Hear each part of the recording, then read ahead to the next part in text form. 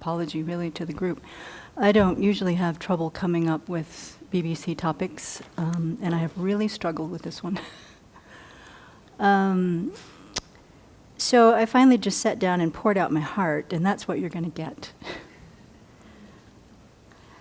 It started with thinking I might talk about the Sakyadhita conference, and I found a quote by Roshi Joan Halifax that sums up my experience of being at that Sakyadhita conference so completely, and it launched this whole way of thinking. She said, "At one point I turned around and looked back at who was sitting behind me to see almost 1,000 women and a few men.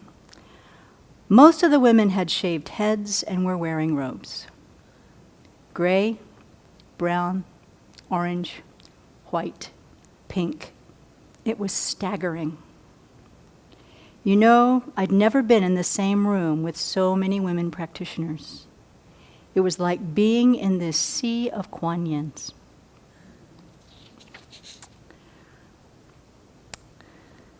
What to say to a small group of new monastics, most of whom do not live in community, nor have the conditions to do so, and a handful of monastic aspirants. What to say about monastic life, what I've learned, my hopes for them, my aspirations for myself, I who came to this calling late in life, in conditions ideal for practice. What can I say that will be meaningful and useful? I have an image, it springs from a song lyric, of a river of nuns, a nation of nuns, a migration of nuns, into whose river I have dived and with whom I know I swim valiantly upstream. I think of the source of this river, sprung over 2 millennia ago when Mahaprajapati Gautami led 500 women barefoot and shaven to the feet of the Buddha. With tear-stained faces, they knelt and pleaded, "Please, Lord Buddha, may we leave the home life and go forth into homelessness, go forth into the holy life just as our husbands, sons, brothers, and fathers have done. May we too follow in your footsteps. May we too taste the fruits of practice. May we who have the capability, you said we have the capability, may we too abandon what's to be abandoned and attain the precious fruit of liberation. May we too be freed. And Lord Buddha, you know, as women, we have a keen sense of dukkha. Our bodies know the dukkha of pain. Our clinging for protection alone brings us into the dukkha of change. And even the subtlest dukkha, conditioned and pervasive, suffuses our days. We know this because we live it. And we trust you, Buddha. You are the one who told the truth. That happiness doesn't reside in sex, in marriage, in mothering, or in fathering. You said the mundane pleasures of this life are changeable and changing and tainted by our confusion. Lord Buddha, we know we are confused. You teach how to relieve our confusion. Now, Lord Buddha, will you please let us leave the home life, enter the homeless life, and take up the practices that lead to liberation. And for the sake of all of our children, from beginningless time, to become like you. Let us follow in your footsteps, and we will attain the fruits. We will do you proud, Lord Buddha. We will lead all beings out of suffering, and first we'll relieve our own. We'll abandon our pettiness, our anger, our greed, our craving, loneliness, exhaustion, our outrage, and our persnickety need for things to be just so, to be just right, to be my way. All of it we renounce fully and completely to become the daughters of the Buddha. And Buddha, we're not just asking for ourselves, just this barefoot, shaven, and tear-stained lot right here in India. We are asking for all who follow, the women and the men of the north, the south, the east, and even, eventually, in a few thousand years, of the far west, to taste the fruits of liberation, to become fully awakened. Someday, Lord Buddha, women and men will walk equally on this earth side by side. The descendants of the nuns that you make here will lead the way for all women and men everywhere to enjoy the spiritual life. And you know what? The Buddha said yes. There were caveats, but he said yes. And millions of unnamed women have followed this path since, in India, in all of Asia, and now in the rest of the world. In women's bodies they were liberated. Some in women's bodies have obtained omniscience. They have continued to practice to this day, and we are their descendants. To quote another song, we who believe in freedom cannot rest until it comes. Now, the lyric refers to another kind of freedom, a freedom from hatred, from injustice, from racism, from classism, and these are important freedoms to fight for.